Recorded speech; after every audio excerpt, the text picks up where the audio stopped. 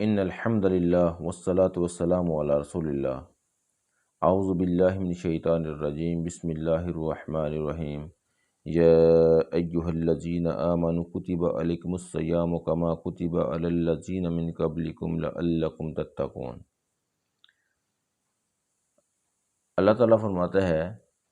کہ اے ایمان والو، تم پر روزے فرض کر دیے گئے ہیں جیسے کہ تم سے پہلے لوگوں پر فرض کر دیے گئے تھے، تاکہ تم متقی بن جاؤ۔ روزہ رکھنے کے بعد انسان متقی کب بنتا ہے؟ روزہ رکھنے کے بعد انسان متقی اس وقت بنتا ہے جب وہ اس روزے کے تمام جو ریکوائرمنٹس ہیں ان کو جانتا ہوتا ہے، جب اس کو پتہ ہوتا ہے کہ روزے کے کیا کیا لوازمات ہیں اور روزہ کس مقصد کے لیے ہے۔ روزہ اصل میں ایک مومن بندے کو اس لیے اللہ تعالیٰ نے یہ فرض کیا تاکہ اس کی ایک پریکٹس ہو سکے ایک پورے مہینے کی، کہ جو اس شخص نے پورا مہینہ ہر گناہ سے بچنا ہے، بلکہ بہت ساری جو جائز خواہشات ہیں ان سے بھی بچنا ہے، تاکہ وہ اس چیز کا ہیبیچول ہو جائے کہ وہ تمام گناہوں سے بچے گا ایک مہینہ، تو آنے والے 11 مہینوں تک کے لیے اس کی یہ ایک پریکٹس ہو جائے گی۔ اور جب وہ آنے والے 11 مہینوں میں تھوڑی سی اس کی جو شخصیت ہے اس میں ان چیزوں کی کمی ہونے لگے گی، تو پھر دوبارہ سے رمضان آ جائے گا۔ تو اس طرح سے یہ اس کی ایک ٹیوننگ ہوتی رہتی ہے جو اسے بہت سارے جو گناہ ہیں ان سے بچاتی رہتی ہے۔ اگر ایک شخص روزہ رکھتا ہے اور روزہ رکھنے کے بعد وہ باقی جو تمام گناہ کے کام ہیں ان سے نہیں بچتا، وہ چغلی سے غیبت سے نہیں بچتا، وہ گالی گلوچ سے نہیں بچتا، وہ حرام کھانے سے نہیں بچتا، تو اس کو ایسے روزے کا کوئی فائدہ نہیں ہوگا۔ روزے کا فائدہ تب ہی ہے کہ وہ روزے کے ساتھ وہ جو کھانے پینے کے علاوہ وہ اپنی آنکھ کا روزہ بھی رکھے، اس کا کان کا روزہ بھی ہو، اس کے جو ہاتھ پاؤں ہیں ان کا بھی روزہ ہو، اور وہ کسی بھی لحاظ سے اللہ کی نافرمانی نہ کرے، اور پھر وہ اپنے مطلوبہ جو نتائج ہیں روزے کے ان تک پہنچ سکے گا، ورنہ وہ اپنے جو مطلوبہ نتائج ہیں روزے کے ان تک نہیں پہنچ سکے گا۔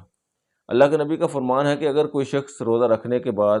غلط باتیں اور اپنے غلط کاموں کو نہیں چھوڑتا تو اس کو ایسے روزے کا فائدہ نہیں ہوگا۔ اس کو روزے کا فائدہ تب ہی ہوگا جب وہ اپنے تمام جو قول زور ہیں ان کو چھوڑ دے گا۔ قول زور کو چھوڑے گا، فحاشی کی باتوں کو چھوڑ دے گا، تو پھر اس کو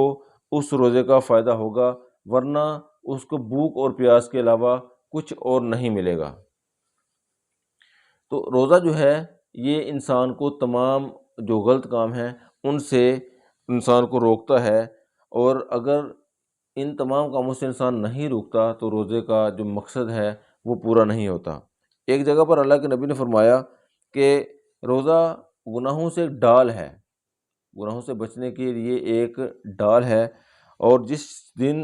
تمہارا روزہ ہو تم فسق و فجور سے بچو، تم گالی گلوچ سے بچو، اور اگر تمہیں کوئی تمہارے ساتھ کوئی جھگڑا کرے تو تم آگے سے کہہ دو کہ میں روزے سے ہوں، میں یہ سارا کچھ آگے سے کچھ بھی نہیں کر سکتا کیونکہ میں روزے سے ہوں، کیونکہ روزہ مجھے روک رہا ہے کہ میں کسی قسم کا کوئی غلط قدم، کوئی غلط بات نہ کروں۔ اللہ کے نبی صلی اللہ علیہ وسلم نے فرمایا کہ روزہ دار کے لیے 2 خوشیاں ہیں، ایک خوشی جب وہ روزہ افطار کرنے لگتا ہے، اور ایک خوشی اس کو تب ملے گی جب اس کی اللہ کے ساتھ ملاقات ہوگی۔ اللہ کے نبی نے فرمایا کہ اللہ تعالیٰ فرماتا ہے کہ الصوم لی وانا اجزی بہ، روزہ میرے لیے ہے اور میں ہی اس کا اجر ہوں۔ اب جس طرح اللہ تعالیٰ نے روزے کے اجر کا صرف یہ ذکر کیا ہے کہ میں اس کا اجر دوں گا، اللہ نے اجر کا ذکر نہیں کیا، اسی طرح ایک روزہ دار کو چاہیے کہ وہ بھی اپنے روزے کی صحیح طریقے سے حفاظت کرے، اور اپنے اس روزے کو وہ بھی تمام قسم کی جو ریاکاریاں ہیں، دکھاوا ہے، ان سے بچائے، کیونکہ روزہ جو ایسی عبادت ہے کہ جس میں ریاکاری کے کوئی امکانات نہیں ہیں اس وقت تک کہ جب تک انسان خود اس کی نمائش نہ کرنے کی کوشش کرے۔ مثلا ایک بندے نے روزہ رکھا ہوا ہے روزہ رکھنے کے بعد وہ کسی نہ کسی بہانے سے اپنے روزے کی بات کرتا ہے، کوئی بات بتاتا ہے کہ وہ جو ہے نا اس نے اپنا اسپیشل گیٹ اپ اختیار کر لیا ہے، ہاتھ میں تسبیح پکڑ لی ہے، پہلے ساری زندگی کبھی ٹوپی نہیں پہنی اور رمضان میں اسپیشل ٹوپی پہن لی ہے، تسبیح پکڑ لی ہے، اور پینٹ شرٹ پہنتا تھا اب شلوار قمیض پہ آ گیا ہے، تو ایک متقیوں کا لبادہ اوڑھ لیا ہے، تو اس سے اس کے روزے کی نمائش ہوگی۔ تو انسان کو کوشش کرنی چاہیے کہ اپنے روزے کو جتنا خفیہ رکھا جا سکے رکھے، اس کی نمائش نہ کرے، کیونکہ جس بھی عمل کی نمائش کی جائے گی، جس بھی عمل کو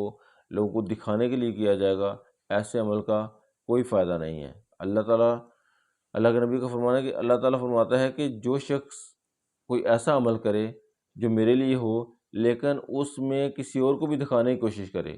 تو میں سب سے زیادہ اپنی شراکت کو ناپسند کرتا ہوں، میں شراکت کو چھوڑ دیتا ہوں، اور اگر کسی شخص نے کوئی عمل نیک کیا اور اس نے کسی اور کو بھی شریک کیا تو اس عمل کو میں خالصتاً اسی کے لیے چھوڑ دوں گا، میں ایسے عمل کو قبول نہیں کرتا۔ تو اللہ کے لیے روزہ رکھا جائے، اس میں کسی قسم کی ریاکاری نہ ہو، کسی قسم کا دکھاوا نہ ہو، یا پھر غیر ضروری جو بہت زیادہ افطار پارٹیاں ہیں، وہ بھی اگر افطار پارٹی کرنی ہے، روزہ افطار کروانا ہے، تو اس میں پریفر کیا جائے کہ وہ افطار کسی ایسے طریقے سے کیا جائے کہ لوگوں تک وہ افطاری کا سامان تو پہنچ جائے لیکن اس شخص کی نمود و نمائش نہ ہو۔ اگر ان تمام کاموں میں ایک شخص اپنے آپ کو بچانے کی کوشش کرتا ہے نمود و نمائش سے، ریاکاری سے، تو پھر اللہ تعالیٰ اس کو اس کے روزوں کی وجہ سے اس کے جو ہیں وہ مطلوبہ نتائج عطا کرے گا۔ اللہ کے نبی کا فرمان ہے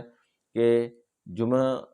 سے لے کے اگلے جمعے کے درمیان اللہ تعالیٰ سارے گناہوں کو معاف فرما دیتا ہے۔ اسی طرح اللہ تعالیٰ ایک رمضان سے دوسرے رمضان تک کے گناہوں کا کفارہ کر دیتا ہے رمضان کے روزوں کو، اگر کوئی شخص صحیح نیت سے روزے رکھتا ہے تو۔ اللہ سے دعا ہے کہ اللہ ہمیں صحیح طریقے سے رمضان کے روزے رکھنے کی توفیق